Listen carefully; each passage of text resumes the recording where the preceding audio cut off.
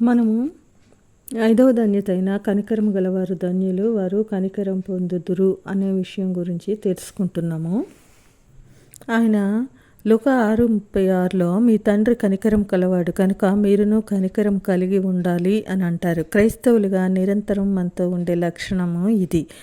ఆయన కనికరం గలవారు మాత్రమే కనికరం పొందుతారు అంటున్నారు.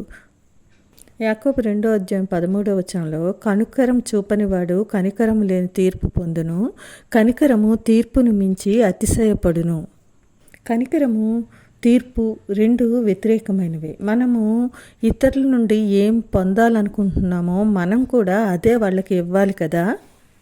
ఒక వ్యక్తి తన గురించి దేవునికి లెక్క అప్పగించేటప్పుడు ఆ వ్యక్తి కనికరంతో వ్యవహరించిన సందర్భాలను దేవుడు గుర్తుకు చేసుకుంటాడు.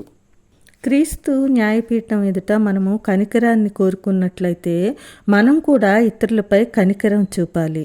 ఆ రోజున దేవుడు మనల్ని ఎలా చూస్తాడు అన్నది మన కనికరం గల మనస్సే నిర్ణయిస్తుంది.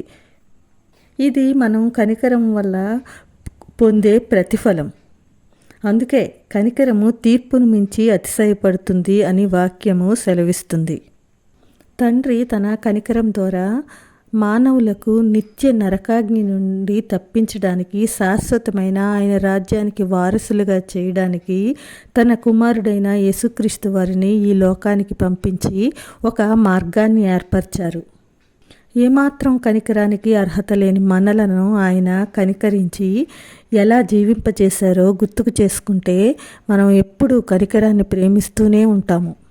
అందుకే ఇప్పుడు మన కళ్ళ ఎదుట మన పాపాల కోసము సిలువ భారాన్ని మోస్తూ ఉన్న ఆయన్ను మన కళ్ళ ఎదుట ఉంచుకోవాలి.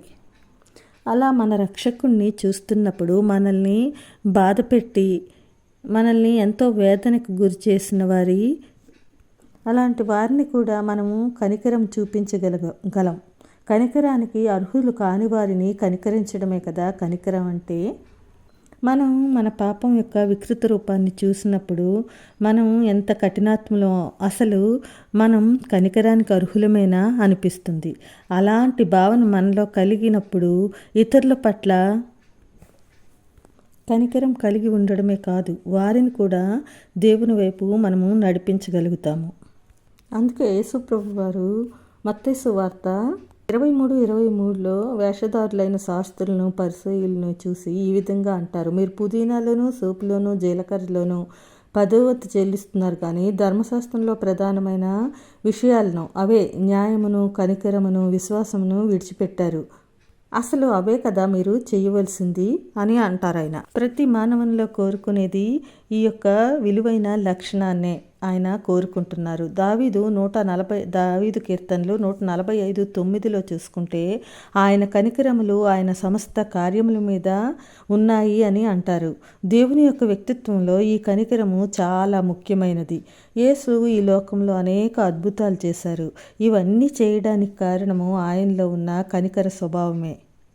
మత్తయి సువార్త 20:29 నుండి చూసుకుంటే గ్రుడ్డివారు ఉంటారు. వాళ్ళు దావీదు కుమారుడా మమ్మల్ని కరుణించమని కేకలు వేసినప్పుడు, వారు ప్రభువా మా కన్నులు తెరువమని అడిగినప్పుడు యేసు కనికరపడి వారి కన్నులు ముట్టెను.